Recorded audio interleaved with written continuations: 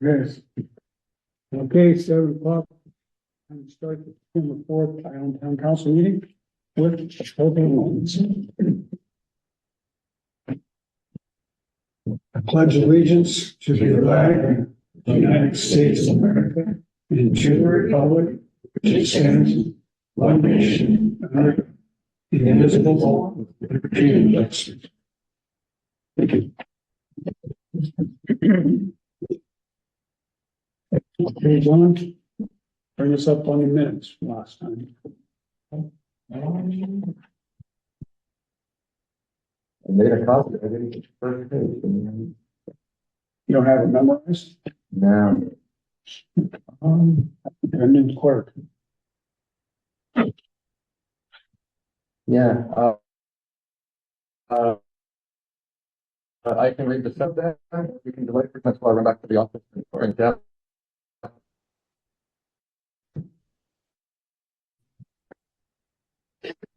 I did tell them it is that. So, yeah, I know. Well, listen, we can let this go. Tried to get a hold of you today, Dan. Did you get my text? Me? Yeah, you. Oh, Hmm. I was in the office all day. Do you do text? Which number did you send it to? That doesn't surprise me though. There's many times that I don't get a text and it'll pop through a few days later. Yeah, me too. I missed a really important phone call one day that way. I was so upset. I was like, Dan, I was sitting there and I had my phone too. 442-2144. That's That's a landline. You probably didn't get that. yeah, I got it. They didn't answer it. Well, it said, I'm free anytime today if you want to meet up. Yeah. A little late for that. Yeah, the bottom line is I got back from vacation and realized the deadline for the applications for that was Monday. I missed it. And I didn't have enough time to put something together. But the bottom line is, I think it's a big enough project that if during the public comment period, I could bring it up, and if the council's okay with it, then, you know, I just got lots of planning. Sounds good. Unless I can convince Brian Smiley. I could give Brian Smiley. Yeah, it's kind of unfair to everybody else. Yeah. Good evening. Right. You did it all right. We should. We just did. Okay, John's gonna read the minutes for us from the last meeting. My apologies. So, council minutes from the November 2024 meeting, Mayor M. Shipley called the regular meeting of the Ione Town Council to order at 7:00 p.m. The following council members present: Weiss, Sturba, M. Shipley, Vogel, and McNeil, and employee Cannon. Started with Pledge of Allegiance. Minutes from the November 6th, 2024 regular meeting were read and approved as read. Motion was made by Vogel, seconded by F. Shipley to approve accounts payable checks in the amount of $102,994.85. Motion passed unanimously. We had guests, John Janney and Joe Hathaway with Ponderay County PUD presented their 10-year plan and rate study results. They're expecting a modest rate increase of approximately 4.25%. The rate increase will allow for completion of deferred maintenance, regulatory overhead, and help make up for increased costs. After the proposed rate increase, PUD would still have some of the lowest power rates. Kim Riley with Innovate Ione provided an update. Innovate Ione has been granted their nonprofit 501c3 status under Ione Creative District, doing business as Innovate Ione. They have vendors already signed up for next year's outdoor market, which will begin in June. This year, they will be advertising in Canada and Stevens County. They'll also be hosting Chipper Days in May and the Highway 51 garage sale in September. They'll also be hosting some workshops to assist people in turning a hobby into a business. As far as new business, Cannon presented the 2025 budget draft. Public comment period on the budget was opened at 8:03 p.m. There were no comments. The public comment period closed at 8:04 p.m. Cannon presented resolution 2024-4 surplus property, asking to declare surplus an automatic cash drawer, and a computer monitor and keyboard, and a Bose home entertainment sound system. The motion was made by Vogel to approve resolution 2024-4, seconded by Sturba. Council discussed and a vote was held. Motion passed unanimously. Cannon presented an updated lead service line inventory contract. He had forecast the work to cost approximately $96,000. After completing the work, the cost came in below forecast at $32,000. Mayor Shipley to sign updated contract. Cannon shared the hazard mitigation plan, public comment, news release. Then council report. So Mayor M. Shipley provided an update on Cedar Creek Bridge water main relocation. After speaking with the county, it looks like we will be able to keep the water line on the bridge with an updated connection method. This will save the town approximately $1.1 associated with moving the water main. He also reports here the line upgrades that take care of about 25% of the town's sewer line. He suggested that we consider putting out a request for a grant writer to assist the town in securing grant funding to upgrade the main sewer system. And will research and follow up with the county. Position 1, Weiss, nothing to report. Position 2, Sturba, raised concerns regarding the bus stop at the corner of Smackout and 8. A vehicle regularly parks on the road waiting for the school bus, which causes traffic to back up, specifically log trucks coming down Smackout. Concerned about traffic backups and safety issues with children waiting on the bus. Weiss volunteered to contact the school regarding these issues and see what can be done. Sturba also expressed concerns regarding what the extra log truck traffic will do to the town's roads and reported that she notices a reduction in unmuffled Jake brakes since the signs were installed. Position 3, Vogel, looking into playground suppliers to utilize funding from Ione beautification that funding that Ione beautification committee has set aside for park improvement. Position 4 at Shipley, helipad relocation project moving forward on schedule. She suggested that Seattle City Light may have some funding available for lighting repair. She's also looking at replacing the restrooms and adding a picnic shelter to the area. Position 5, McNeil, logo contest is moving forward. Flyers ready to be dropped off at Selkirk School. The meeting was adjourned at 8:56 p.m. Any corrections? Okay, minutes stand as read. Okay, town council meetings are governed by our adjusted version of Robert's Rules of Order. We have a motion to approve payroll in the amount of $13,355.69. So move. I'll second that. All agree? Aye. Opposed? Okay. We'll pay the payroll. And the bills, may I have a motion to approve the bills in the amount of $30,081.15. Seconded. All agreed? Aye. Opposed? Okay, thank you. Okay, down the list, Sheriff Blakesley, you're up. Quick question for Paula. The vehicle is parking at the bus stop. Is that both in the morning and in the drop off? No, it was just in the morning, but it's been resolved. Okay. But it was just in the morning, and Okay. it was kind of interesting that same morning was witnessed with the logging truck sitting back behind it. Thanks for Sometimes things asking. work their way. All right, so for November, I only had 12 calls for service. First was an abandoned 911 call, turned out to be a child that was playing with the phone. So we use that as an educational opportunity for both the child and the parent. Sometimes parents don't realize that you have an old cell phone. Even if it doesn't have service to the phone, you can still dial 911. So parents often will give their kid a phone to just play with. It's not hooked up, they can't make a call. Yeah, there's one call they can still make. So it's just that educational opportunity. Good to know. I had a civil, which was I guess now currently a vacant residence that was, somebody was trying to go in and secure it and take care of some other things. And there were dogs inside. So they had some questions. It was resolved. Controlled substance, somebody dropped some suspected drugs at a local business. They don't have cameras, so they have no idea who dropped it. But we have to pick it up and dispose of it. Extra patrols, it shows two of them, but there was actually several extra patrols, people that are gone from the area over the winter time, like to stop by once in a while and drive and check.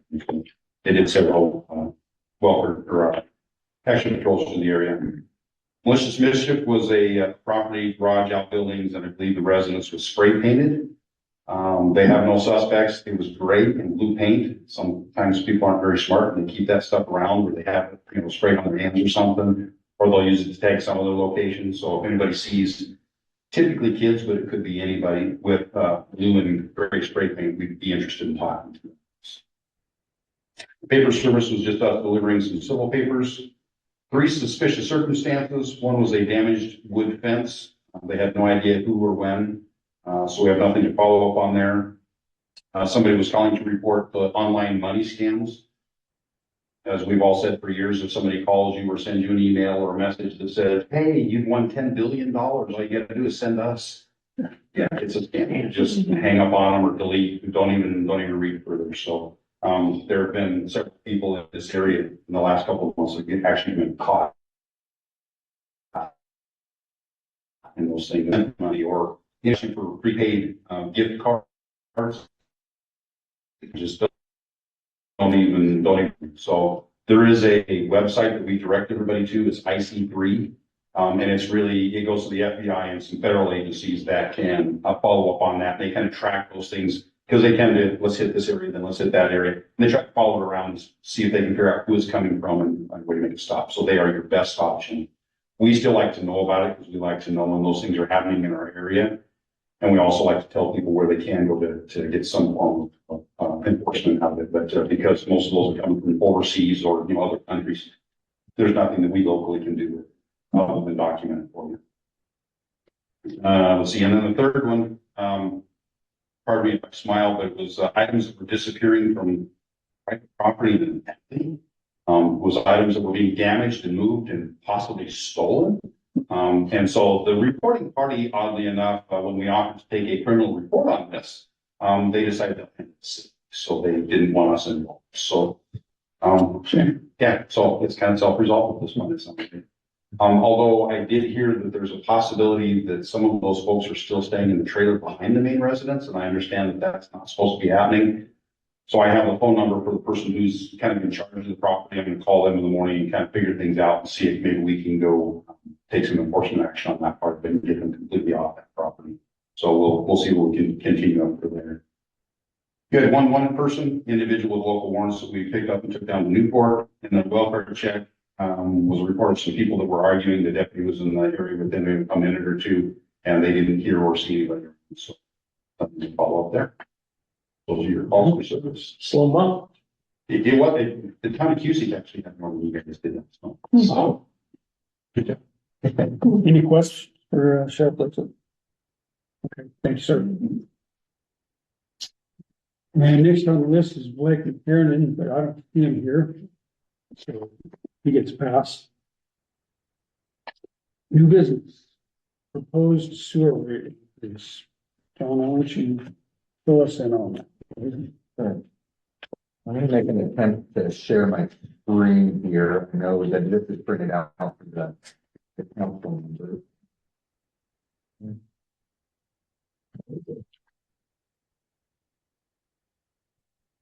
While he's working on that, I'll just throw this out. Our sewer system is 70 years old and it had a 40-year service life. And it's falling apart. And we need it fixed, and we can't get anybody to do it for free. So we're gonna have to pay for it. We are looking for a grant to cover the whole thing. We have a loan that we'll probably get for 2.5 million roughly. Half of it is forgivable. And we would start making payments on it next year. Yeah. John, can you turn that so the people can see? Yeah. We've got it in front of us, they don't. So we're gonna get two TVs to the projector screen. Thanks, John, but I couldn't read that. It's a little bit small, and I'll try to take it. But, you know, to take on from where Mike left off, you know, we have a fairly significant amount, you know, across the entire sewer system. So what we have, you know, secured right now is just under 2.5 million to 2.495 million in funding, 50%, you know, grant-based or principal forgiveness, 50% on a loan at 0.86 interest over 20 years, which would generate annual payments of approximately $76,000 a year, starting in 2027. So that takes care of 25 to maybe 30% of the sewer line, the worst sections of it, with putting cured in place, pipe lining on the inside. And there's a few sections that are more damaged that actually need to be dug up and such, but SIP in most of it. And then the more problem areas are actually dug up and addressed. So the question is then how do you know, pay for it? So the tentative plan, you know, is looking at sewer rate increase. So, you know, we have a variable number of sewer connections across the year. We have a lot of people that are here in the summer, they're connected, they're using the sewer, and then they go on to a winter rate where they're not paying. So rather than looking at the total number of hookups, it makes more sense to look at an average number of active sewer months. So, you know, the monthly rate, right? So it gives us a rough approximation. So over the last 5 years, we've had like 3,636 active sewer months per year. So what we would need in order to be able to fund the loan would be a rate increase of $20. So we go from 27 per month, or excuse me, from 27 per month to 47 per increase of $20. That would generate an additional approximately $72,720 annually. So a little bit less than what it costs to pay the loan. But if we were to enact that in 2025, it would give us a little bit of time to build some reserve. So what that leaves us with is, and this is based on a amortization schedule. We don't have a final amortization schedule, but we would have the first payment due in 2026. That would be just an interest payment, and then the full payment start in 2027. So with this $20 rate increase, we would project to be able to fully fund that loan with a final payment in 2045 and an additional $151,000 on top of what it took to pay the loan. So that, you know, that gives us some, you know, opportunity if there's other problems with the sewer, if there's problems with the other, you know, 75% of the sewer that we're still looking for grant funding for, that would help us out there. In addition, we're looking at ending this year with about $225,000 in the operations and maintenance fund, $95,500 in our debt reserve, and about $197,700 in the capital improvement fund. So we do have, you know, some other, you know, backup funding for, you know, emergencies as well. The last rate increase that we had with the sewer system was in 2011.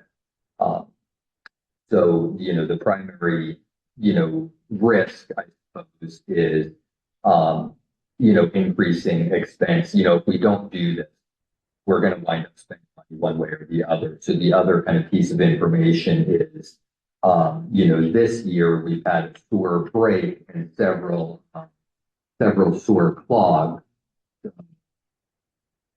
What we've looked at this year now, so we wound up spending $6,791 on a company to come, a Big Sky to come jet clog sewer lines, primarily for root intrusions, which this SIP would resolve. And then on top of that, $36,788 and change on repairing a collapsed sewer line that happens. You know, all said and done, that's, you know, over $50,000 planned expense this year.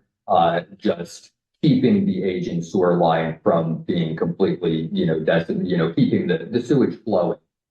So, even if we were not to take this loan to try to be proactive in addressing the problem, we would expect that these root intrusion problems and failures would only get worse as the sewer system continues to be past its life expectancy. So one way or the other, the sewer system is going to cost money over the coming years. So kind of the proposal, on the table to receive public comment about is, specifically with the rate increase, the $20 per month rate increase. And we wanted to provide the background on why we feel necessary to do that. We think, taking the money that's available now and being proactive and starting that process while we continue to look for other grant funding to, continue to do the remainder of the system is the way that seems the most financially responsible. So I don't know if any council members have questions or comments on that, and then So basically they're doubling the sewer rate, close, yeah. pretty close. Yeah. $7 short. Are we gonna have an actual full meeting with the people, full public hearing on this? We're having it. Interesting. Yeah. I didn't see anything posted anywhere, so that's the reason I'm asking. Yeah, it was published, Selkirk's on Newport Minor. Did you post it at the library or did you It's post it been- at the store? Did you post it at the post office? It's been posted here. It was posted at the store, though I can't guarantee what happens with the postings there. I believe it was posted at the post. I just haven't seen Yeah, it. I've no, been fair checking those places out. That's. Yep. I did not know about this public hearing. So, and I'm on the council.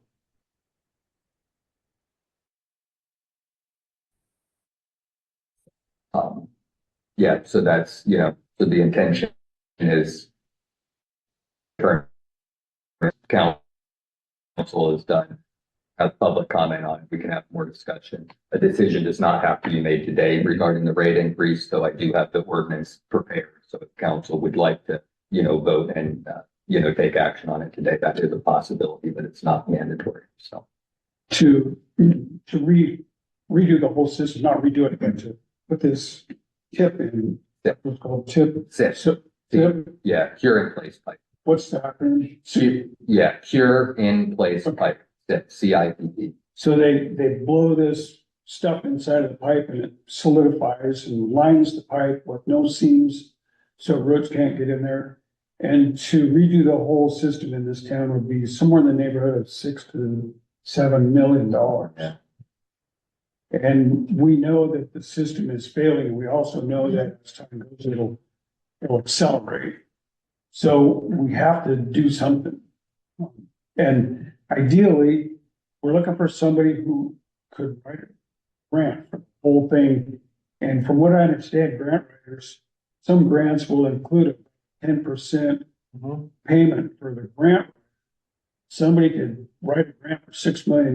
That's a $600,000 payday. So we're hoping we can find somebody who's interested. Are you interested? I am not, but I was just in a meeting in Newport, I believe it was yesterday, where somebody mentioned, one of the county officials mentioned that it's either the PUD or the port has somebody that's going to be writing grants, willing to write grants for any entities within the county. So you might explore that and see somebody who's competent, has done this before, and is going to be, that's going to be their job. So they might be of assistance. The other ports supposedly have in the brand, maybe borrow. The port? Okay, I'll follow up. thanks, Phil. So, any more conversation on this side of the table about the rate increase? Well, would we need to do this if we were able to get a grant? What would be the purpose? Would this be useful? Well, absolutely, because this is, like he said, will address about 25% of the system, which leaves 75% yet to go. But if you're gonna try to get a grant for the whole thing, where does this money go? This is, I guess you could call it a start to to address the immediate issues and buy us enough time to hopefully find somebody to write a grant. And I don't know if it's possible to use grant money to cover a loan that we've already taken out. There's probably some legal strings attached to that, which I'm not gonna address right now. I think one of the big things just to, for you guys to weigh is, we absolutely want to look for grants, but we have no guarantees of when grant funding may be available, if or when. This is funding that we have guaranteed at this point in time. So, that's the risk reward. If we turn this funding down and look for 100% grant and possibly have a catastrophic failure in the meantime, compared to, doing, what we can now while we continue to serve. So like I said, it's a risk reward that you guys will have to weigh.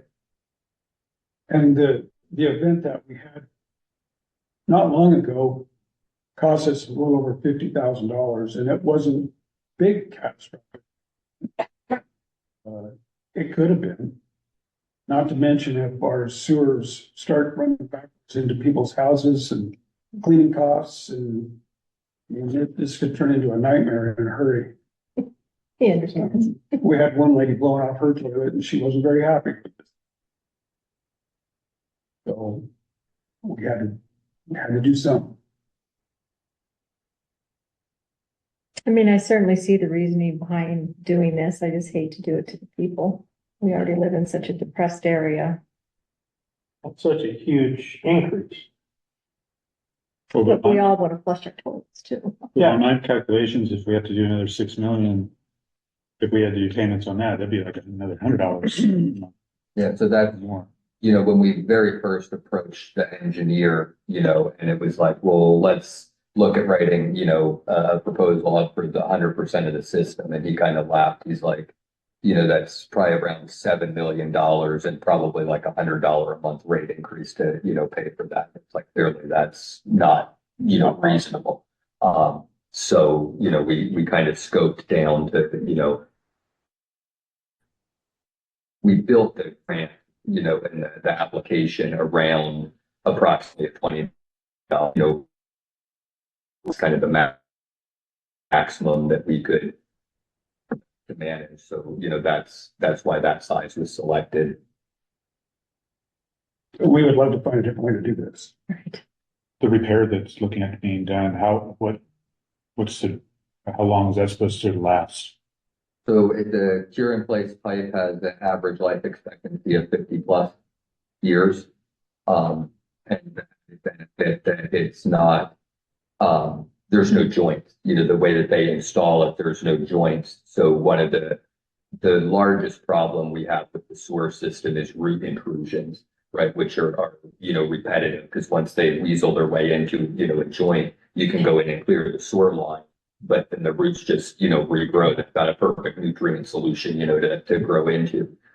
So one of the big benefits too for us in particular with the cured in place is that not only does it have a 50-year lifespan expectancy, but there's no seams. So it makes it extra difficult for root intrusion, into the system. So, and, it's significantly less, costly because for the most part, they're able to access that through manholes. So there's very little, dirt moving excavation work. If we were to replace the pipe with a different material that's digging up all the streets, then you're talking, I mean, we haven't got quotes for it, but you're talking orders of magnitude more than what cure in place pipe costs.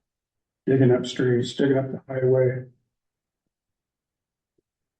That would be expensive. And And inconvenient. When I was talking to Kelly here a while back, she had talked about Medellin was getting $6 million, but I don't know if that was water and sewer or if that was just a sewer project. But it'd probably be worth talking to them to see what they've done, how, where they went to get their money. Because I do know she said it was $6 million. Because they had just raised some of their rates a little bit to cover some of the cost. So it might be worth talking to Pete to see what it was. Because like I said, I don't know if it was both or if it was just one. we're looking for every option. Well, hey, How I'll far talk as to you got, Medellin and find out what that, is part of the water and sewer. floor is open for public comment. Go ahead, Janice. Question, do we have any non-residents connected to the sewer system? Non-residents, there are, so there's that development up on, what's it called, you go up smack out a little ways and it's, instead of going around that square point to the right, you go off to the left. Yes. Reflection Drive, What's it called? Reflection Drive, isn't it? Yeah, The Dawson edition of that. Yes, the Dawson addition, but I think Reflection Drive. And so I believe they're connected to the system, but not. And there's probably others. There are a handful, there's a handful of properties that are limits that are served by the sewer system. In addition to that, there's the Chippewa Water and Sewer District is served by our sewer system. So it's a slightly different relationship. You know, the district pays the town and then the district bills their customers. Their rates would see the same impact as all the citizens. So I don't have an exact count of how many total connections are inside city limits versus out, but there, with the water and sewer district, there's a significant number, 100+ probably customers that, you know, pay the sewer bill or hook to the town sewer system, but are not in the city limit. So my reason for asking is just that, I mean, part of our property taxes goes to the town, right? And the people that aren't in town, they're not paying property taxes and come back to town. So wouldn't it be fair to, in addition to any required rate increase, also come up with a surcharge? People are connected to the, I would say both the water and sewer systems who are non-residents. I think that is something to be considered by the council. From the subject of the grant, I think that it would be, even if we could get 50% of the cost covered. Sounds like it's something we need to plan. So you've obviously done planning and secured a loan, and I think the very high priority should be is investigating, you know, what sort of infrastructure, you know, there's got to be infrastructure money out there. To every other country in the freaking world, building infrastructure. As far as couch change, so to those folks. So Which got fun. I personally am not a grant writer, and I've never done that, but I, you know, along with whatever you guys are doing, I'll put my feelers out and see what there is. Great. But like I say, it's just not part of my repertoire. But I definitely think that for non-residents connected to the system, I mean, we're kind of stuck. So somebody that's, and I mean, I was, like, my house was on a septic system that was on the verge of failing, or a septic system that was on the verge of failing. And so I made a connection to the sewer system and paid the additional connection fee. And so for my 2 lots, I got 2 sewer bills. All well and good. You know, obviously, if you pump your septic tank once a year or more, you know, that's pretty much the cost of the increase. So it isn't like I'm gonna run over there and hook back up to the septic tank again to avoid paying the extra fee, but certainly, it's, as Corey pointed out, it's a 74% increase, and it's pretty good wall. Folks on. I mean, I don't think there's a 74% increase in social security checks this year. Oh, probably. 2.5. And what it is, it's going to the other part of it. Obviously, it's got to be done. You know, kick the can down the road. next mayor will have your name in vain. But And something that you might just be interested in knowing as well, it doesn't use our piping system, but we also sell, basically use of our lagoons for bulk sewage like Hortons and stuff. So we do what we can to also subsidize, because that reduces what the rates that everybody has to pay, because you've got places like Hortons, giving us $40,000 a year to dump straight into the lagoon. It doesn't tax our lines, but it helps with our revenue and helps to offset. So I don't know if that's common knowledge that you do that. well, I knew you were doing that, what the rate is, but again, if the rate goes up for one, it should kind of go up for everybody. Yeah, and we could consider, looking at that. I don't have the full numbers in front of me, but it's about $60,000 to $70,000 a year we generate from commercial dumping, compared to, 120 something ish for, core customers, something. I don't have the numbers right at my fingertips. Yeah, so that could be considered. I'd have to do a little bit more math to figure that. We're Figure. good at it. And I've been part of sewer systems where there was a sewer system and a water system that coexisted, kind of like what we have, and the sewer rate was tied to your water usage. And I know that just tends to complicate things, but I know that's, in some jurisdictions where you have some places that are using a lot more water and a lot more sewer, it just tends to, whoever's using the most pays. Flat rate's a lot easier for billing, and I would venture to say across the scope of things, would make a heck of a lot of difference for us to try and, meter sewer billings. Well, and fortunately, I think we just dodged about $1.5 million water line replacement bill on Cedar Creek Bridge. So if we had to do that at the same time, our rates would have been astronomical. So we need grant money. Yeah, and it is, a lot of the places that we get directed to is like the current funding is through the Public Works Board.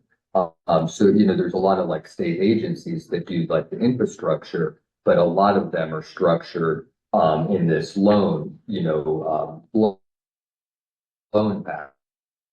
For a not economically depressed region, it would be 100% loan.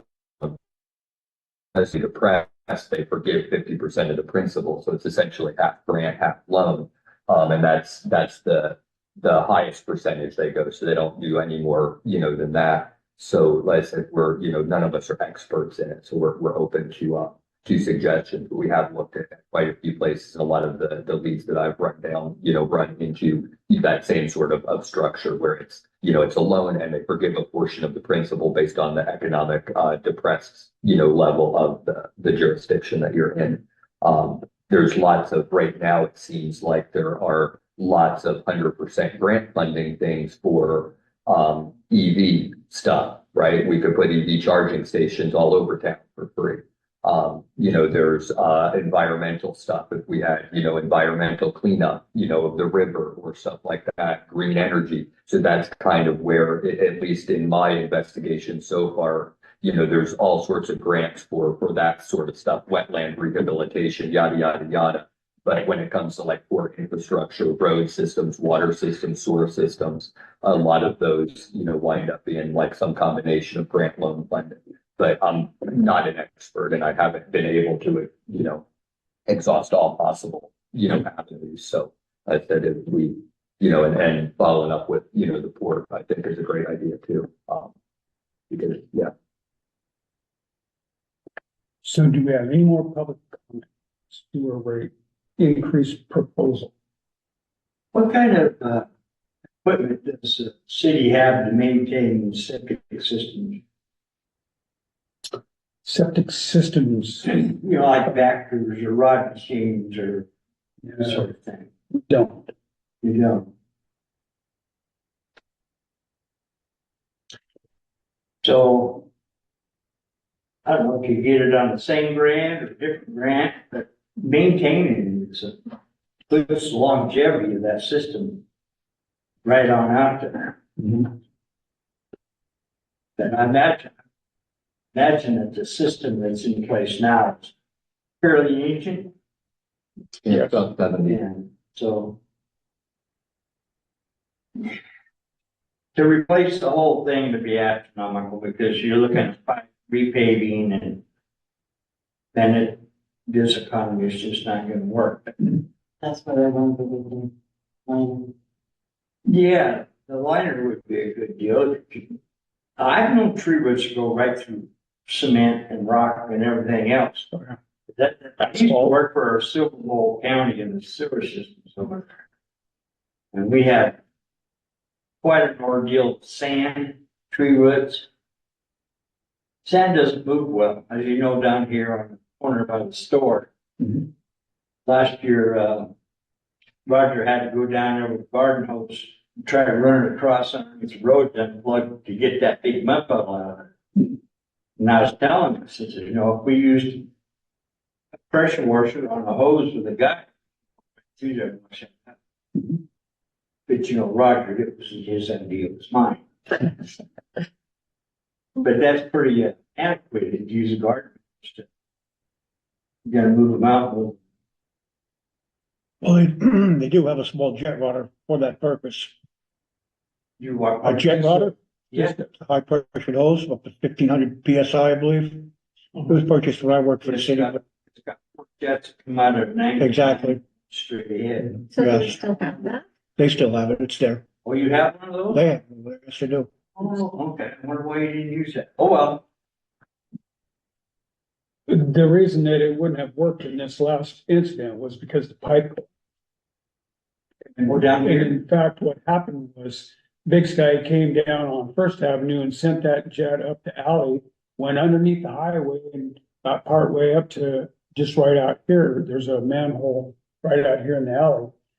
They didn't quite make it, so they pulled it back and they shot it again and they couldn't get to the highway. So what happened was the first pass through there, they forced a bunch of water up through a bad piece of pipe. And when they pulled it back out, to dirt and concrete and crap collapsed in there and they couldn't get it back through. So when we opened it up, there was a section of pipe about this long with no top on the pipe. It was gone. Oh, no. Who knows, you know? Were you referring to a storm drain or a sewer? Well, storm drain, you can clean the sand out. You know, you can use a fire.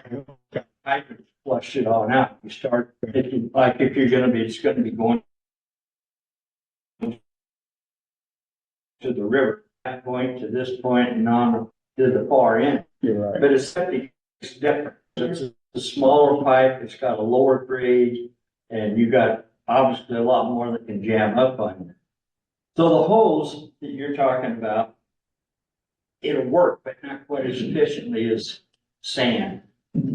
One of the issues we had was kids could manage to pull the manhole cover off, and they would drop rocks, target and all kinds of things. Yeah, and then, but, you look at the bottom one of them septics and you got like 4 to 8 inch hole in the bottom. And then the bottom is solid concrete with kind of a ditch in it, and on the other side is a hole going out. Well, that's where everything collects. And when that starts to collect, water starts backing up, that's when you start having these collapses of the pipe. We had one that was over 60 feet deep. And it got plugged up and we had 2 big pumps to pump this stuff out down to the next man. And, but they didn't have anybody small enough to go down in and get all that crap out. And at the time, I was 135 pounds, so you know who got elected. So I crawled all the way down here was putting this stuff responsibly, but not in the bucket, and so it's not from both pumps. Now, this line went up to one community called Centerville, went all the way up to Walkerville. So now I got two communities on this one septic line, is pumping up, and all the stuff's coming down. By the time I got to that top of that 6-foot hole, the sewer was right up to here. Sounds like fun. No, well, not really, but it just shows you it doesn't take a whole lot of something to cause a lot of havoc. I've heard being neck deep in, sludge. For the record. Well, you look at that water that goes out through that pipe and you figure in the weight and the velocity of it, it can make those pipes expand. Yeah. And then, you don't have to take a whole lot of expansion for concrete to break. Heavy trucks running over your septic line, the line goes this way, and you've got block truck going this way, it's gonna come back down to a point where it's gonna break that top. Yeah, that was one of our concerns when it collapsed, that it would be under the highway. That would have been a lot more expensive. Okay, It seems like if the highway, if it's going to go on the highway, the state would come in and have a final say in what kind of, was put on top of that pipe to make sure that doesn't happen. And that would be on them. well, we're glad it wasn't the case. Can you get this grant? You're talking about this grant, and you pay half of it. Is there a way that you could put this $20 advance rise on the cost? And then after the work was done, you could give $10 of it back. And then the other $10 go into a repair fund for the septic system. Things like that can be done, for sure. If we find That would make the citizens feel a little bit better. Because the state's not notorious for giving money back. we're not the state and we're not making money. So, and we're not keeping it. Okay, back to the rate increase discussion. The council has the opportunity to finalize this, or do you want to discuss it more? Or do you guys feel that there's a need for a bigger public meeting? Where are you guys at? Need to hear from the council. I feel that we need a bigger meeting, more people here, because it's gonna affect everybody in town. Yep. Okay, But what's the alternative? so the options are to complete an ordinance now and go forward with the rate increase, or hold off and discuss it, or have a town meeting. The further we push it out, unless somebody can come up with a better idea than a rate.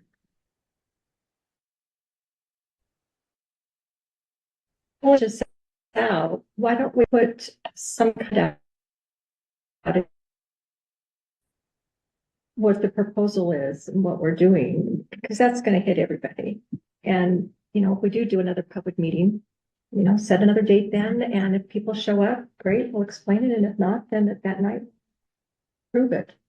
And that way, nobody could say that they didn't get an opportunity to speak up. I've seen the notices and stuff, but not everybody gets to see that. So I certainly want people, I don't want any surprises for people. And I think by putting it in the water and sewer bill, that's the right thing to do. Let people know that their bill's gonna go up $20, and this is why we're doing it. So that would be what I would suggest. When does the next bill go out? So the next bill would go out September 16th. So we realistically have time, we could do like the first meeting in January. And it wouldn't affect the loan or anything. So none of this would really take off until after the new year. Correct. Yeah, and so the loan is still, Christmas, this close to Christmas is a bad idea, except just, but yeah, Yeah, and but we even can't- if we can't approve it wait now, either. it's effective until next year. But yeah, so I mean, we could change the effective date of it a little. It wouldn't impact the loan, significantly. Um, if we did the meeting in January and then, you considered an effective date in February, March. I mean, So my question is the rate increase going to address anything about these, troubleshooting the lagoon and the well pumps? And is there any way of addressing that issue? Because that seems to be an issue also. Well pumps and the lagoon, things like that. Is it 70 years old as well? Is So, it? no, well, and just to make sure we're clear on terminology, so we have had some issues with well pumps, but that would be in the water system and none of this money could be used for that because this is sewer. Sorry, the Sure. aerators. So the aerators. aerators, yeah. That's So it. just want to make sure that we're clear on that. Yeah. So the aerators, in fact, they've all been replaced now, within the past couple of years. And what about the lagoon and the maintenance of that? Is that? Sure, and the lagoon does need to be, dredged on a semi-regular basis. I mean, money's fungible, so, depending on how you look at it. But in general, we have built into the current rates as it stands. So if we didn't have to do all the repair work or the upgrade work on the main source system, we do have, money, because we make more money on a regular year than we spend in the source system. And so that excess is what gets used to like dredge the lagoon. I think is on a 10-year cycle that has to be dredged. We set some aside for, some of the stuff that breaks.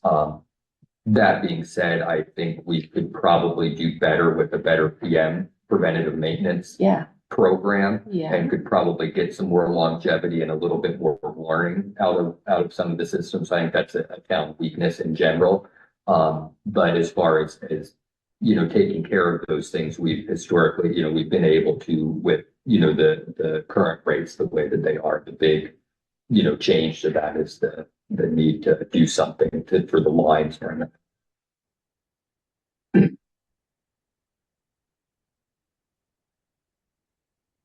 Okay.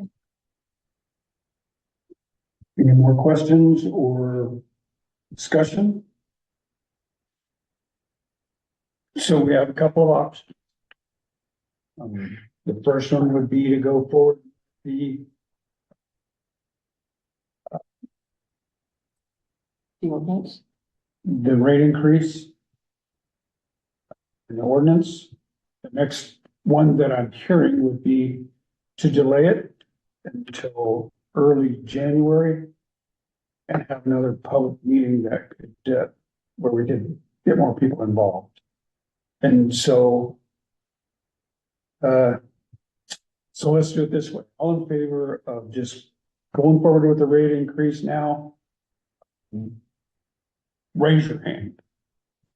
motion. I'm looking for a motion.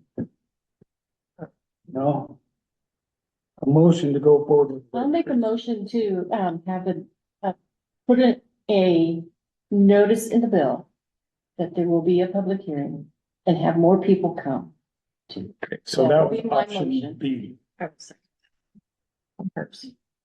I would entertain a motion to delay the rate increase until we can have a public meeting. Okay, we have a motion, we need a second. I'll second. A motion, the rate increase, is there any? Okay, so John will put a notice in the water bill. And are we gonna set a date for this public meeting now? So that When we is can put that? that in the water bill? Well, December 16th. So I think what would make sense is The first council. first council meeting in January. I have the calendar right in front of me. First Wednesday in January. Either form. The fourth, no, I think it's. no, it's the 1st of January. January 1st, Yeah. New Year's Day. Yeah. No.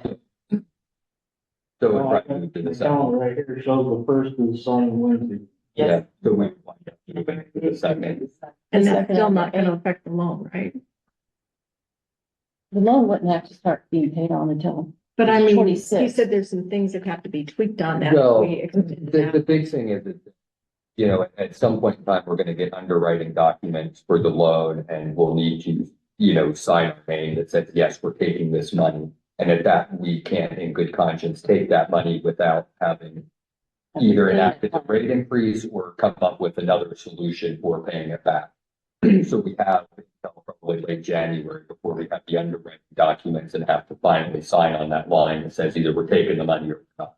So long as we have, you know, a clear plan. And then we, like I said, we've got that little bit of wiggle room. So like if we, as long as we have a decision before the underwriting documents come in, we have some wiggle room on the effective date of the rate increase if we wanted to push that, you know. I don't think we should push it out beyond 2025 because it gets us too far behind. But, you know, we have a bit more wiggle room if you want to change the effective date of the rate increase, should that be the direction you go. Well, this gives the transparency that I think that the people in Ione need, that we're not just trying to just slide this under. And it gives people an opportunity to, you know, come in and express themselves. But obviously, we're gonna have to fix it if we want to flush our toilets. That's right. First, But it lets people know. There won't be any surprises when they get their bills. And so when was the date of that public meeting again? This is that January 8th, the second The Yeah. second- Wednesday. Actually, we should, so we probably don't, we're not gonna have a council meeting on January first. Correct. That's New Year's Day, Why? because that's New Year's Day. Why? Because some that's people when have the New Year holidays. starts. It's a national holiday. Yeah. people have plans. That's a good point. People would not, Okay, so January eighth, so we've got a motion and a second and a discussion. All in favor of January eighth, public meeting for a rate increase, Aye. opposed? Okay. Got that. Okay. Now, the easy stuff, budget. What time? Did we pick a time? Well, it'll be at the It's a council. Council meeting. Oh, okay.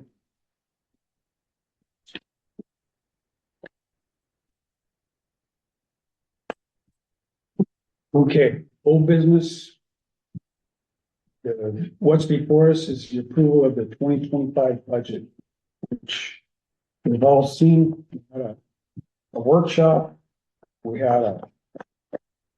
discussed it at the last meeting, and so at this meeting, if there's any final changes that you want to make before we approve it or don't approve it, now's the time. So we'll start with a motion. I make a motion that we approve the budget for 2025. We have a motion. Do we have a second? I'll second. We have a second. Is there any discussion that you guys would like to talk about that budget? Are we content with it?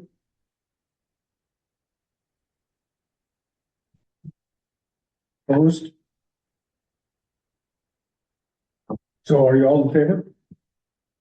Aye. Okay. No one's opposed? Okay. Budget passed, easier than the sewer. I would like to open this meeting up right now for some public discussion about other things. And Mr. Nutt, would you like to? Well, sure, next week, or excuse me, on the, well, I think it is. Which is next, I'm part of the hotel tax advisory board. And we'll have a decision on the applications that have been received so far to receive hotel and hotel tax money. And this money, it's 2% on all or it's 2% on all transient lodging in the county is collected, so when I rent out an RV spot or rent the cabin or whatever, there's a 2% charge on there for hotel motel tax. And, that goes into pie. It gets swallowed up by the state, divvied back to the county, and then the county can budget that money out. And one of the ways that they do this is that they solicit, and this is all covered by the RCWs, it solicits for nonprofits and municipalities to make applications for that money. And it's very strictly nonprofits and municipalities. So, when I got the notice from the county that the applications were open, I reached out to, for instance, the Selkirk Trailblazers to make sure Paula knew that the applications were open. They have got, I believe they've gotten a little bit of money in past years. The whole idea of the money is to put people into motels and put people in beds. The system is, or I should say, the program is used for other things. There's a strict set of rules, for instance, on what sort of things that you can get money. And so, for instance, the Newport Rodeo, money. There are other nonprofits with facilities that got quite a bit of money. Trying to remember that Tri-County tourism thing got a bunch of money last year. The whole idea is this application is you convince the board or this advisory group that this use of the money will put people in beds. Well, anyway, I was racking my brain for other people to call and things to do because I was driving out of town on Thanksgiving weekend because we went over and saw my daughter in Ellensburg. For whatever reason, our town sign by the flagpole caught my eye. And it's pretty well dated. It's not lit. It basically says, you know, town of Ione, and it points toward the town center. Anyway, it caught my eye and I chewed on it a little bit. It seems to me that there's an opportunity there to replace that sign with something a little more modern, maybe an LED, you know, some sort of an LCD screen thing that could be updated easily. And the way the law reads is that, you know, basically, if you can use the sign, or if you can use whatever it is that you're doing to put butts in beds, then that's a viable use of the money. And so I thought I was gonna have a little more time. I checked the deadline. The deadline was Monday. So I might have lost my chance to go with this, but I will try and reach out to Crystal on the county committee and see if, because what I learned today is they allotted $110,000 has been budgeted, but they've only got about $81,000 in money requests. So for the board, that makes it pretty easy. People requested it, it's reasonable. We all say, yeah, give them the money. And unfortunately, there would be some money on the table. So I looked into putting a sign up down at the RV park, particularly since the DOT wiped out my highway sign first snow this year. You know, an LED type screen like that, double-sided. You know, for my place, I was looking at somewhere in the neighborhood of $4,000 or $5,000. And it would be on a cart that I could take out before the snowplows got to the road. In this case here, you know, I'm not a sign guy. I work with an outfit out of Liberty who redid my highway signs, Jameson signs. They do all kinds. So off the top of my head, what I wanna do is I'd go down there and put a tape measure up and measure what would fit the existing pole. Call Jameson sign it and say, hey, and then we know there's power there, we got lights on the flags. And, you know, I think some sort of a sign that, you Kind of know, like they have at the school, pardon? kind of like they have at the high school. Yeah, just bigger, and maybe a little later model now they've got them with. And then potentially, the sign could be used as it could say the same thing it says now, or it can be programmed to say that for 15 minutes or 5 minutes or something. Yeah, Advertise the event. and then advertising events is the number one reason, and I don't think there would be a prohibition on advertising our local businesses, you know. If a business wanted to have a 10-second spot on the sign, you know, they would just have to make an application to do it, or something like that. So this is what I'm scheming, and anyway, the bottom line is, before I started going and getting quotes and stuff, I just wanted to run it by the council and see if this is something that you think would be worthy for us to pursue. Obviously, even if we got the money, even if I was able to get a last minute quote and got the blessing of Brian Smiley to submit an application, they don't pay until pretty much you have invoices to turn in to get reimbursed. So if at some point or another, if they say, yeah, we'll give you, I'm guessing 20 grand is what off the top of my head. If they gave us, you know, 10 or 15 grand, 20 grand, whatever, to do this, and we couldn't do it within budget or whatever, then it doesn't mean that we have to do it and come up with that money. But I just, again, obviously, when you look at that spot in town, you know, potentially, yeah, there's a little bit of painting that could be done and that sort of thing. But I'm not sure a wholesale change needs to be made, you know, unless the sign contractor says that sign won't support, or that pole won't support a sign in 70 knot winds or whatever the stupid code is that probably applies to it. But if the council is okay with it, I'll do a little investigating, and if we can't get it into the application this year, at least maybe we get the legwork done for next year.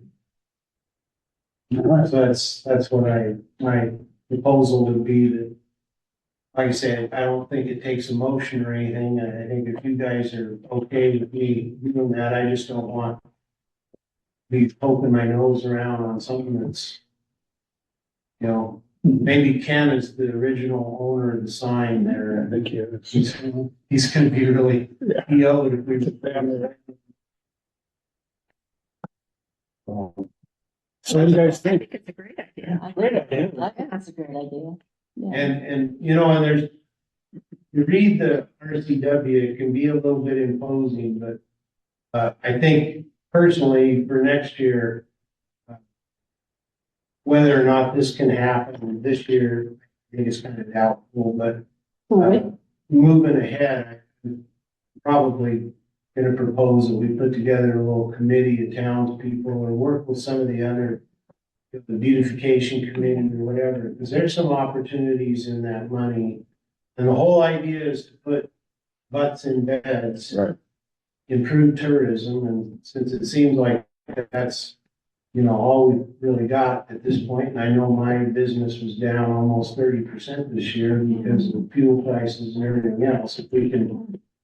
If the fuel prices can moderate and we can start getting people back up this way, I hate to see them just drive through town, and I'll be quite frank with you that I surveyed a lot of my customers this year, because the majority of my customers this year were from the Spokane area, and a lot of people didn't know that there was an RV park in Ione. And so that tells me, you know, my advertising needs to. The other thing is people are driving through our town to get to Canada, and they're not really seeing anything on the way through. And I know a few weeks ago, Meredith and I went up to Nelson just because we'd never been there. And you know, it's kind of a recurring theme with a lot that you drive through them and you never think what's there. And so, I'm good with it. I'll do some chasing on it and see what we can do. I'm curious too, I didn't realize that, because the town gets money every year out of that hotel motel tax. In fact, when you talk about trailblazers, you know, that the town takes applications for, you know, the town has given grant money from that hotel motel tax in the past. So I didn't realize there was separate availability for us to apply for, you know, additional project specific funding as well. But we get, you know, and it's not very much that we get every year. I don't know the numbers off the top of my head, but maybe on the order of a few $1,000s. Yeah, I'm a newbie to it. Last year was my first sitting there, but the way I read the RCW and the way the application and the public notice is, yeah, maybe they're dishing a little of that money to line animals, just that. Right, and we have the same stipulation, like we can only use it for activities that drive. So historically, it's been used for maybe some improvements to the park, or we give some of it to trailblazers for like downriver days and some of those big events. Because yeah, we can't spend it on anything the town wants. It has to be something that drives tourism. And we have to report out, you know, how many, you know, at hotel nights we expect the money generated in out of town hotel nights versus in, you know, and that whole format has to be filled out. So. And that's the part of the application that's a little bit of blue sky. You know, I mean, I used to work with, was it Brian, ex-border patrol guy with the trailblazers? I used to work with him on the Brian Ford. Yeah. I used to work with him on coming up with numbers, you know, of people that came to the RV park for downriver days and stuff. But this, it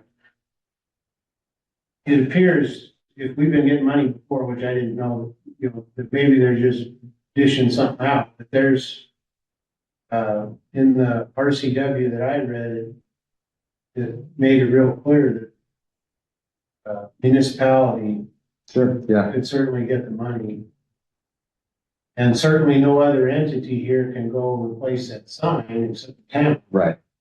And I think it's pretty easy to make a case that having an informative sign there could have people say, hey, they're having down days this weekend, let's find a spot to stay, you know? Yeah. Or the small town Christmas stuff, whatever. But anyway, All right, well, thanks. I'll- Dan. Yeah, thank Yeah. report back. thank you.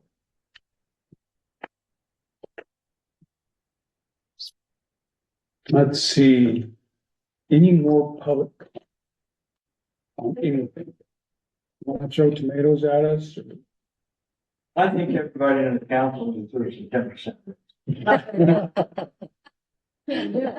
Just approve the budget. Okay. Mayor report.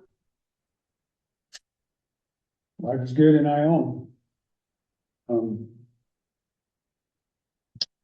As you've heard, there's a lot on the table.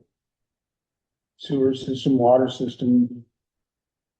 We're getting another grant for our street repairs. Kenny here's got, what was it? 700 And No, 250. $250,000 to work on the streets with. Pretty soon. You didn't know that, did you? No, not good now. So we've got some street repairs. And these coming up pretty soon, probably in the spring. Hopefully we can coordinate with the county and get that water line across the bridge like it is and save 1.5 million. We're hopeful. Where are we at with the not beautification, this cleanup committee? Cleanup committee. So we've had a project over on what's called Railroad Avenue, which would be behind the new rural resource building over on Howden. There was a dump site about a block long back there. And we spent, well, a bunch of us spent a full day over there. We hauled 5 or 6 loads out of there with truck and trailer. And there was a huge dumpster that got filled up. The road was clear. And let's see, the house where the primary offenders were has been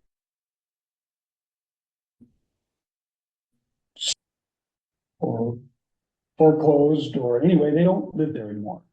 And the new owner, so the new owner he's looking for somebody to clean it up so he can fix it up and sell it, or he's looking for somebody to take it as is for not much money at all. Property, yeah. Or he's looking for a nonprofit that would be interested and he would get it to him.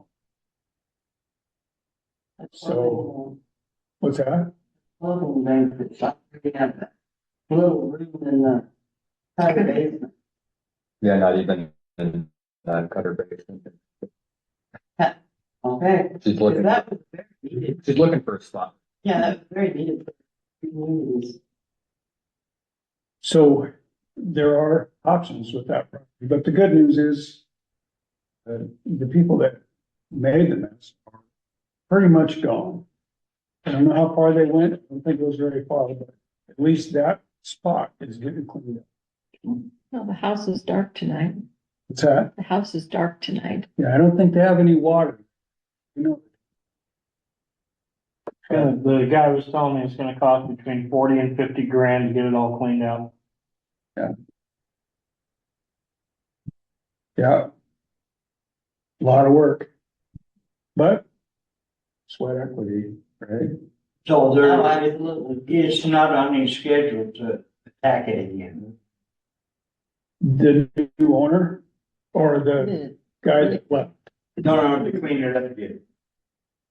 The people that have been doing the cleanup. Well, that was a bunch of volunteers. The guy that owns it is probably looking to hire somebody to clean it up. Yeah, take the job. Well, there you go, John, you run an excavator pretty good. You're talking about cleaning up the actual house to. House, property, everything. The street. The road. Street. Yeah, we had it all cleaned out. It went right back to plugging it up again. Really? Yeah, Mhm. it's clean as of right now. I don't know if the guy did it or somebody did, but they pushed everything over the fence and into the wall, and so you can drive there.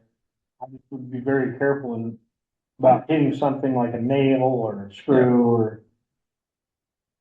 So what's going on with the house that's associated with that on 8th and Houghton? Because that's Now, all I don't know, by that family as well. I Yeah. noticed that 2 of the cars are gone, right there on the alley. There were 2 cars that were just kind of sitting just on the side of the fence, kind of almost in the alley, and those are gone. Oh, that's good. Yeah. I'm kind of curious what they're left here. I heard today that the lady that's actually there with allowing all the people to, She's in Spokane though, yeah, she's dying until that happens. but she doesn't own it. Her brother owns it. Well, he was the one that was associated with guys know it. a whole lot more about it than I. So that's why I was wondering, it was like, that's kind, it's all kind of, because there's that place and then that place on the corner. For the most part, I think that's pretty much all of them, isn't it? For the most part. When are we gonna get our nuisance ordinance? And we approved it Yeah. last Did we meeting. approve that? Yeah, So we actually do have it. yeah. Okay. It's enforceable. Which reminds me, we also have, thought this agenda was too full, but we do have back our big streets ordinance as well, so we can bring to the table. Oh, good. Your next I meeting. was gonna ask about that on my I vision. had a feeling. So, any questions for me? Okay, How'd you get such an attractive wife? I can't tell you that. It's top secret.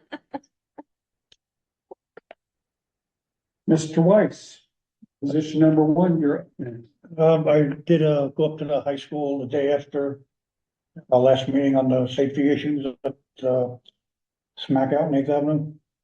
They're very concerned. The safety director actually came down and sat at that area there and witnessed what was going on, and he cured the problem. So I don't think we'll have any issues there. She hasn't parked there since. Huh? She parks on the other side. And, they jumped right on it. But quickly. Thank you. And also I got your paper up there. Good thing. It had to be reviewed before it got distributed. Yeah. Anywhere else, okay? Yeah. Let you know that. I knew that. That And was it corner- in fact, people waiting for kids on the bus? Well, she's got more of a sight on it than I do. I just want to address the issue, but she's seen it more than I did. There was a person that kind of parked to the side that was creating a huge water issue we've got water issues there anyway. So then she started parking on the street, and I had asked her if she would park over on the other side over there, where all the other parents had been parking, just kind of off to the side there. And she just wouldn't do it. And then when this log sale started up Smack Out, you've got usually about 4 logging trucks that are coming down off of Smack Out between 7 and 7:30, between 7:15 and 7:45. And the bus picks those kids up at 7:30. So she was blocking the road, and she was motioning, I guess, people to go around her. And I had asked her, would you please just park across the street? Because this is, for one thing, you're creating a traffic hazard here. The logging trucks, they have to swing wide to go around that corner because it's kind of narrow right there anyway. So as they're coming out, and there's a power pole that sits right there, so they swing wide to go around there. So it kind of tickled me that when their safety officer went there, she was parked out there, and he physically saw her trying to wave that logger truck around her instead of her moving out of the way. And so now she parks across the street over there, but it still, to me, is a huge concern, all those kids that are standing there and watching those logging trucks, because you've got those 4 corners, and as they come around, the front of those trucks are touching the edge of the road on the east side of 8th Avenue there, where those kids there's a lot of them that stand right there, and they back out of the way. Well, right now they can back. But when winter hits us, that road narrows, it's full of snow, it's gonna be hard to get around. They have to pile the snow up there, and it's gonna become more difficult. And I think at some point, probably gonna have to go back up there and talk to them and tell them that you need to figure this out, because it's a safety issue. And then at 4 o'clock, when they drop the kids off, most of them are just scattered, and they're walking to wherever they're going at that point. And the parents usually don't pick them up, but usually by 4 o'clock, the logging trucks are done around 3. They're done coming off of there, but we're talking about probably 15 to 20 loads of logs that's coming down off of that, starting like this morning. I heard them going up at 2 o'clock this morning, and the first load came down at 5 o'clock. There's 3 that came down at 5 o'clock, and they're going constantly. And I don't know if this is the sale that Brian was talking about, but it's going to go on for a couple of years. Just curious if the person. She has a My teenage wife's a school son. bus driver, and, her concern number one is kids' safety. Yeah, And I know she's been in some places where parents had to park a long way from a busy intersection, and then the kids have to walk.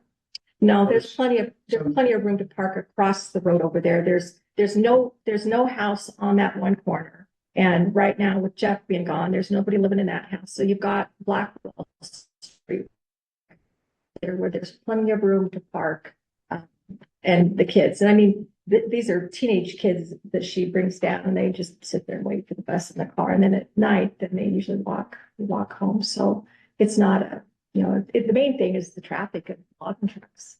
Can they temporarily move the bus stop until this logging? Out of log? That was discussed. I did discuss that. They said they have done that before. They try to avoid it, but maybe next time that might be the case for them. And and when they did that before too, we didn't have the traffic of the log. No, no, you didn't. I mean, we're talking about heavy equipment also that's still going up there every day.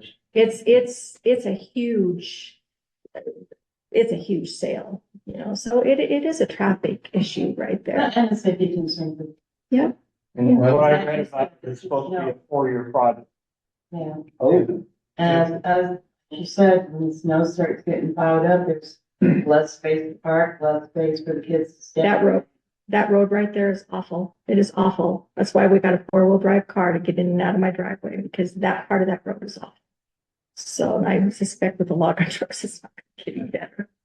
So, I know the sheriff's left, I think, but, I mean, I've noticed zero improvement on truck traffic on 31 past the RV. Now, I do know there's some truckers that, obviously try to drive professionally, but particularly the log truckers are the biggest violators with high speed. Jake Briggs. High speed, they just don't care, high speed, wide open jakes, and also the excavating company, or whoever it is that's running the trucks to the Dollar General, same thing, drives like a maniac. With wide open muffler, and like I said, I'm kind of done calling the state and calling the sheriff, because I think they're just hearing white noise out of me now, but I just say my prayers that as the road gets slipperier and I'm thankful there's no school bus in that stretch. But it's just really annoying that we've not been able to get law enforcement to pay any attention there, and I don't know what the status is of talking to the sheriff about the law enforcement contract that's due at the end of the month. I don't know if that's something that's been worked on or what. One of the questions I wanted to ask the sheriff is does he keep track of how much time the deputy spends in the north end, so that we can figure out if we're really getting our money's worth out of deputy in the north end? And, number two, some sort of provision that they spend, that they recognize that highway needs some enforcement, between the dirt bikes and other illegal vehicles that go up and down the road. I see it all there every day, and I'm not trying to be a picky unit and that sort of thing, but when you're in a 35 doing 50 with the Jake brake wide open, eating a It's hamburger. frustrating. It's like I told my wife, when we lose our little dog, which I've become quite endeared to, and he gets away from me and runs out on that highway, there's gonna be a dead truck. I just, it's just horrible. Have you ever been woke up by the Jakes? I don't get woke up. I sleep from everything, but I do come down. We get 2 o'clock, well, sometimes it's midnight, but There's 2 a o'clock. slippery piece on. Coming this way on 20, coming off the Colville, coming off Tiger Hill, there's what, a good mile and a half per day. Pretty flat, Straight. Jake brake, all the way to the stop sign at Tiger. Then when he starts up at Tiger and heads down to Vaughn, shift, Jake, Jake, shift, Jake. And we, being ex-truck drivers, A black one. That's no no black. colors. No, I opened up my blind this morning, was glaring at him at 2 o'clock. It's like, are you kidding me? Oh. It's frustrating. Our residence is not a house, it's an RV. And we live, 500 feet From the highway. from the highway, and we're woke up. It's frustrating. Yeah, we're right across the street from Sandy. I don't know. She put. Yeah. She's in a house. Yeah. Well, She can't hear over Tom snoring. okay, moving right along. Moving along. Paula, you're up. You know, my life has been very chaotic, so I have nothing right now. Oh. I will in the future, I promise you. That's all right. Mr. Vogel, position 3. No, I don't have anything real, specific. I kind of did some walking tours of the, downtown and the baseball park. But other than that, I don't have anything. Okay. Position 4, Mrs. I was wanting some follow-up on that streets program ordinance. Sounds like we've got it. Yeah, we have it back from Logan. So. Excuse me, I was thinking maybe the first meeting in January. I mean, we could, if you want to cover it, we can look at it, you know, at the last meeting in December. So, to you guys. And the next meeting, yeah, whenever. And that's all I had. Okay. Mr. McNeil, I position got 5. nothing yet, other than a few things I'm gonna be asking Roger and everything else going on out here regarding sewer and water. Okay. There was one other thing that I should have mentioned. Not forgotten. I was talking to Tom today, and he said that he can switch all these lights out in this whole building to LEDs. And probably save us quite a bit of money. And we don't have to change the fixtures or anything. It's just a matter of bypassing the ballast and wiring directly to the light sockets.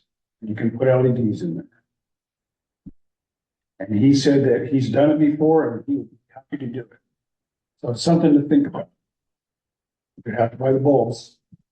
That's about it. Same size. That saved you some money. They just fit right. And Better light. So. Something for the buildings individual to think about. That's good to me. Yeah, actually, so I added this conduct of council members piece of paper for you guys to look over, think about it. We as council members represent all the individuals in this town, different personalities of every kind. And it is my opinion that we should conduct ourselves in a manner that doesn't offend anybody unless it's necessary. And we should represent them well. So look this over and think about it. In your time this week. So do you have plans for this? I got some stuff on right now. Yeah? Yeah. Looking forward to it, Corey. Oh, I hope so. About what? Okay. Supreme Court ruling. Hey, Yeah, what do you have to complain about anything in here? Or what's there to complain about? that's my opinion and I'm gonna stick with it, All so. right, it's weird. Okay, that's my opinion. This meeting is adjourned. Can't sing karaoke with me anymore. Not at all. In fact, he can do it right now. No. I don't have an audio system in here, Hal. Oh, we don't He need doesn't a need new it. system, do we, buddy?